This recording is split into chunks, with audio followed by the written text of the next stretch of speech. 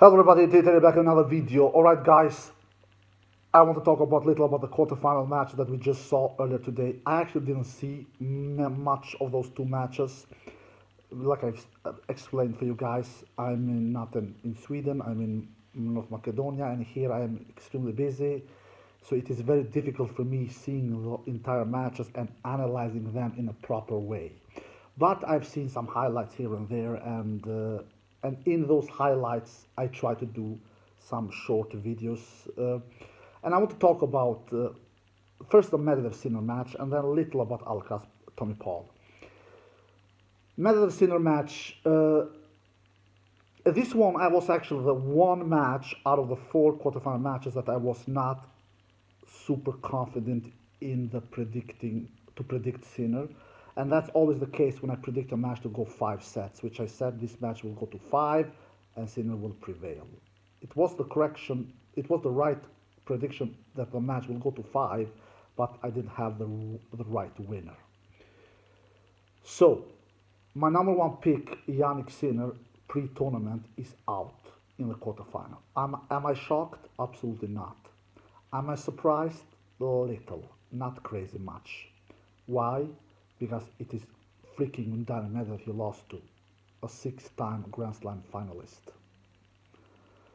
So a player who is one of the best players in the world. I believe he's the world number 5, if I'm not mistaken.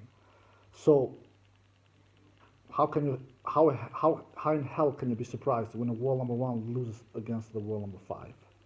But coming into this match, I had Sinner as my slightest favorite, and that's why I said he will win the match in 5. But I gave Medvedev a lot of chances, and I really was shocked that some of the other, because I've seen some other YouTubers just briefly, fast, they didn't give Medvedev much of a chance. They thought Sinner would blow him off the court in straight sets. I was surprised. You know why I was surprised? Because you can feel, you can see that Sinner doesn't have easy time facing Medvedev. Even though he was on, even though he was on a 5-match winning streak, Sinner, majority of those matches they were close. Besides the match in Miami a couple of months ago, but before that at Australian Open, Medvedev was for God's sakes 2 sets to love up in the lead in that Australian Open final. It was not like Sinner blew him off the court. And Medvedev doesn't have difficult times against Sinner like he has against Alcaraz. Let's face it, Sinner is a tough matchup for Medvedev. Absolutely. Alcaraz is a worse matchup for Medvedev. He just is a worse matchup. So Sinner defeating Medvedev defeating a Sinner is not a huge shock. Absolutely not. Especially considering that their matchups, the last 5 matches that Sinner has defeated Medvedev, some of them have been really close. Really, that some of them have been really close. And Sinner, yeah, he's tremendously good. He has won 4 titles this year, most of all the players.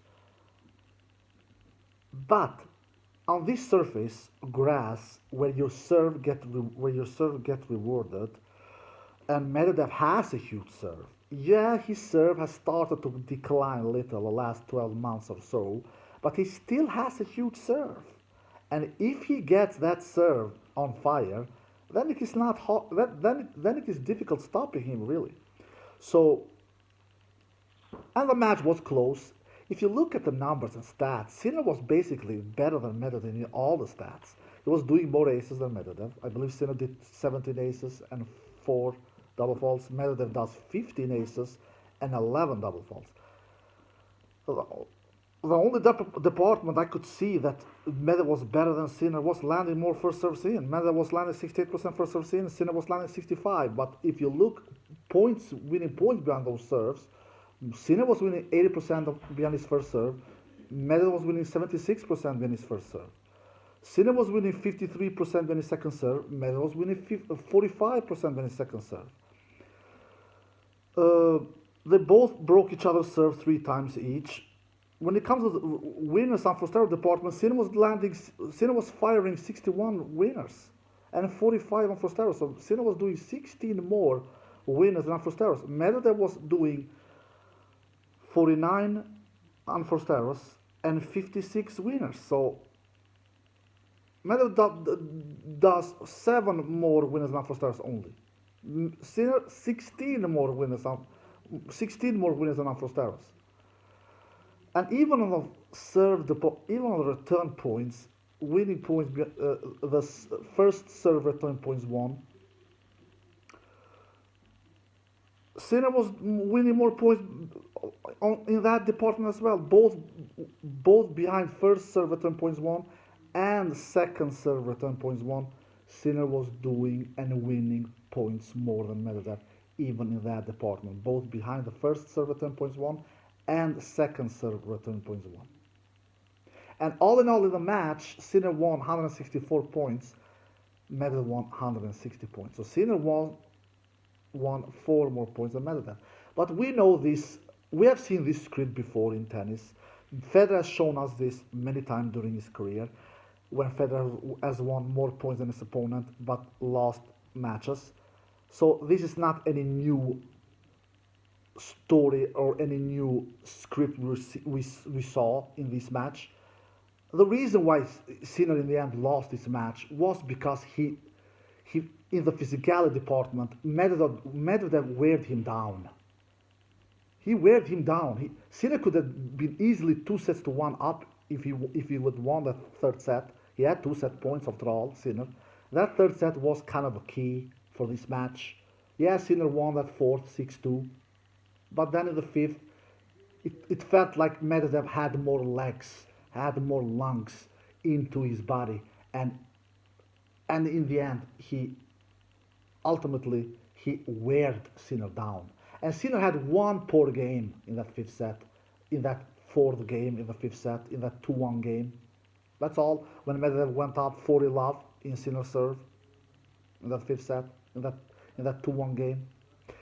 So Medvedev had 3 straight break points in that fourth game of the fifth set, in that 2-1 game. Sinner saved 2 of them, made that game to 15-40 and then to 30-40. Couldn't save the third. And after that, Medvedev was rock solid in serve and never looked back after that and won that fifth 6-3. Very, very deservedly. He was the clutcher player. That's it. Was he the better player statistically? No. If you look at the statistic, he was not the better player. If you look at the clutch performance, he was the more clutcher player than Sinner. And of course, the more stronger physically than Sinner. He weared Sinner down in the physicality department. So, and Sinner's forehand kind of broke down in some key moments, especially his running forehand. At least those highlights I saw.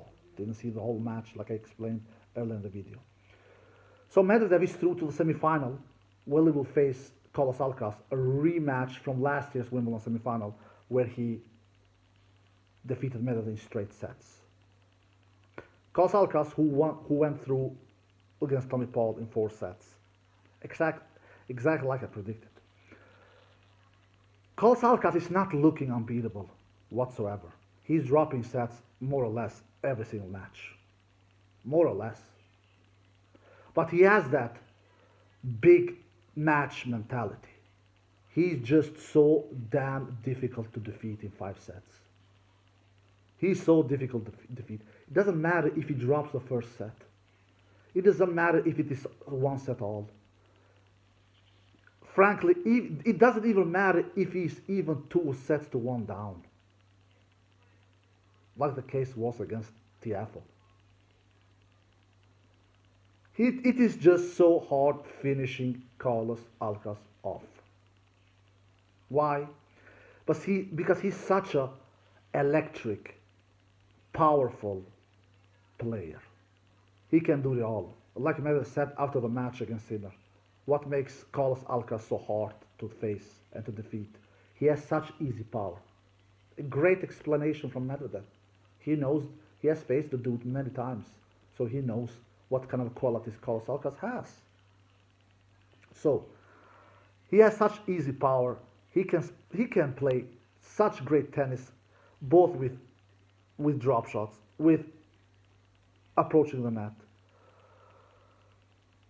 with forehand, with backhand, with volleys, you name it, baby. He has it all. His only weakness is his serve, and he's showing that in this Wimbledon campaign. He's dropping his serve several times during matches. He dropped his serve 4 times against Tommy Paul, but he broke Tommy Paul 8 times. so yeah, people are getting to his serve, but he's getting to their serve double time. So if he lost his serve 4 times against Tommy Paul, Tommy lost his 8 times. So he has the returns to back it up. And he's a speed demon as well. And he can hurt you from all kind of court in the tennis. You are never safe against Carlos. Alcaraz, he's legit. Sinner is legit as well. Alcaraz is a bigger legit. If that is the right word to use in English, probably not. Excuse my language. English is, after all, my third language. So, to defeat Alcaraz in best of 5 sets is a huge challenge. Now Medvedev will have a rematch from last year's Wimbledon. Man, Medvedev, his mounting is just getting bigger and bigger and bigger. He defeated the number 1 player in the world, the number 1 seed, Jannik Sinner, after losing 5 consecutive matches against him. But Medvedev said to Sinner, nobody defeats me 6 times in a row. That kind of a message Medvedev sent to Sinner. But it is not getting any easier. Alcaraz, he didn't do a superior match against Tommy Paul.